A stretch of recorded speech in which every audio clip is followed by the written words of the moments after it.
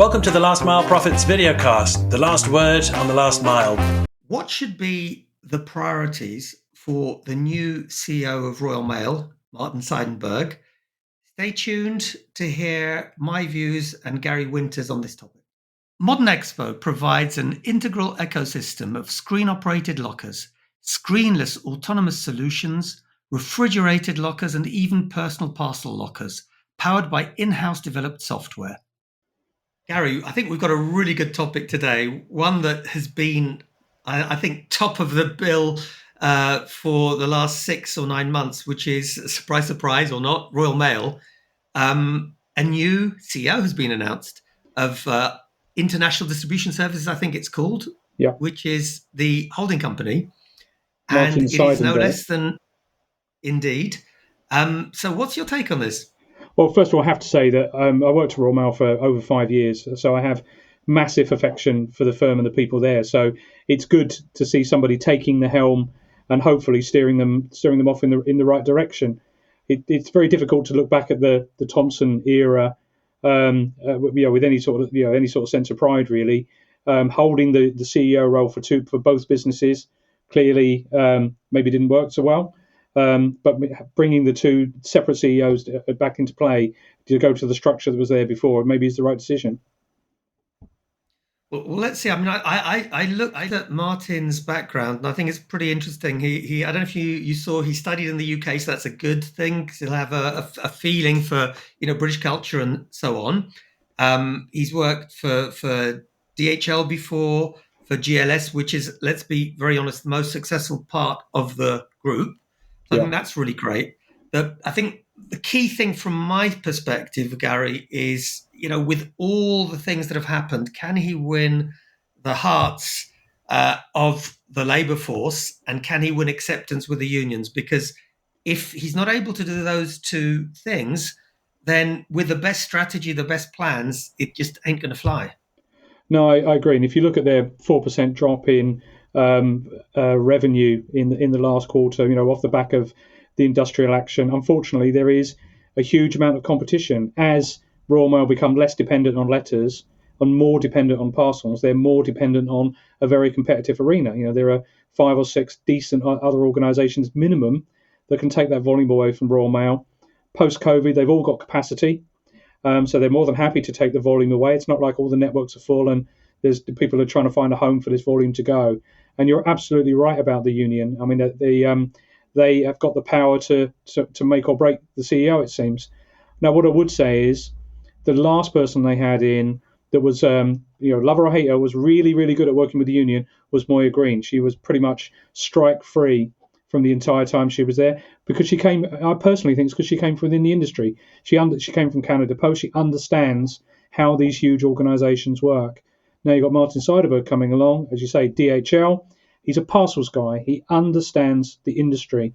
When they parachute, very, very accomplished, very successful CEOs in from other worlds, from the world of finance or banking or whatever else with allegedly transferable skills, I don't necessarily think that they have got the time to take on board what is a very complex business and really understand how it works.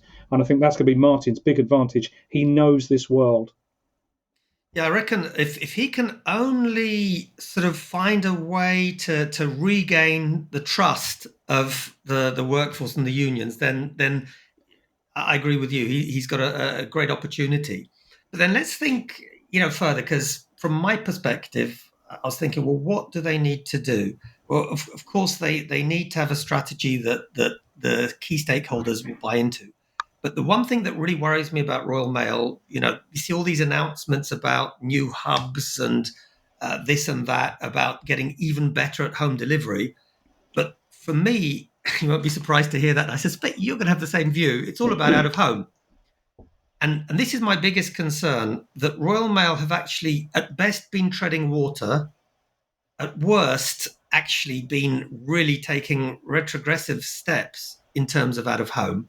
Can they still make it? Because the post office, not everyone maybe knows that the post office is a separate organisation. Yeah. So I think it's about 11,000 points, isn't it? Something like that. Yeah, so thereabouts. So the post office is open now to DPD and I think DHL as well. And Every. And every so what's your take on this? Can they manage without doing something really significant in out of home?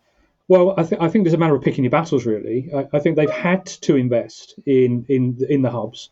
They were pretty much the only huge parcel organisation that were sorting manually. The last organisation I know was sorting completely manually was CityLink, who famously went bust on Christmas Eve about 10 years ago.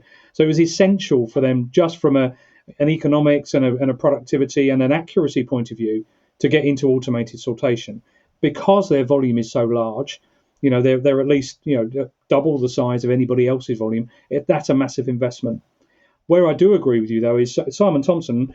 His mission was to improve the doorstep experience. So he's done the opposite of building an out-of-home experience. He's put all his energy, or seemed to be putting all his energy, on home delivery. So that means offering redelivery attempts booked online.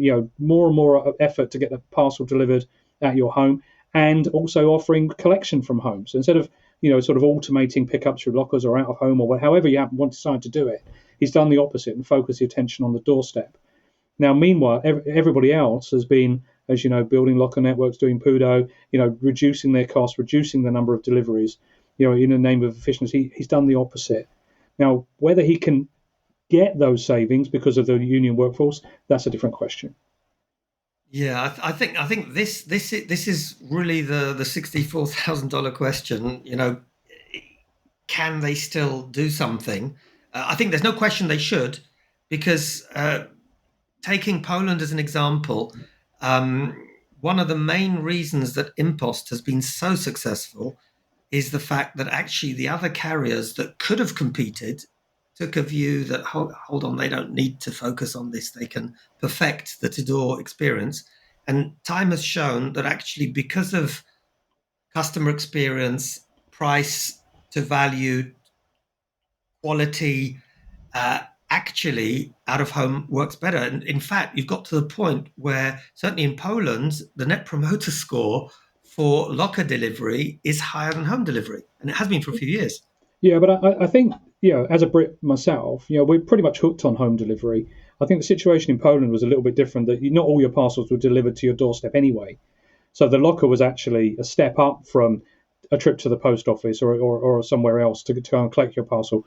So we are pretty much hooked on home delivery. So persuading us that something else is better or more convenient is going to be an uphill challenge. Now, the fact that there are all these benefits to unlock if you master it, it doesn't mean that you shouldn't do it. So I would, if I were able to lobby, I would definitely be encouraging them to think, okay, how do we make this work for the customer? And the answer is probably in choice. Some people will still be happy to go to the post office. My post office is only open 4 mornings a week, so I'm not on the list of people that has a convenient experience if I miss a delivery. So everybody will be looking for choice, and that's what Royal Mail, I think, need to adopt, to give more people more options. Absolutely. So I think, maybe in summary, topic is really interesting, important, because it's one of the, I would say, uh, you know, most important, most visible carriers in Europe. The name Royal Mail says a lot. Let's hope that Martin is able to get things together. However we look at it, out of home will be important, and I think it's about finding a way, either through maybe partnership, to be able to deliver the customers that choice, because I agree with you completely. The only thing I will say is, believe it or not, actually Poland is quite a developed market, and home delivery worked pretty well. The post has not been large for a long time, so it's a similar history. The only difference, I think, is that you had one dominant player that happened to get the right financing at the right time, and that's the Impulse story, and was very closely tied to the most important e-commerce player, dominant e-commerce player. But let's see where this takes us. I think, speaking for myself, I wish Martin well, and let's see how it pans out. Thanks for watching this Last Mile Profits video. For more up-to-date last mile news and analysis, subscribe to our YouTube channel and follow us on LinkedIn.